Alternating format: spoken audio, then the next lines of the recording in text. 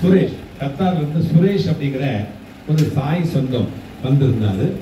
அவர் பல ஆண்டுகளாக நம்மோடு இணைப்பில் இருக்கிறவர். பிரார்த்தனை அந்த வாட்ஸ்அப் இணைப்பில் இருந்து நிறைய பிரார்த்தனைகளை அவரும் செய்து வெற்றி அடைந்திருக்கிறது. நிறைய பிரார்த்தனைகள் அந்த மாதிரி இருக்கிற சுரேஷ் கத்தாரிலிருந்து நேற்று வந்திருந்தார். அவர் இலங்கையை சேர்ந்த சகோதரர் சாய் சகோதரர் இங்கு வந்து தங்கினார். ஏன் அப்படின்னா அவருக்கு ஒரு கண் பார்வை இழந்து போச்சு, இன்னொரு கண் பார்வை மங்கி போச்சு.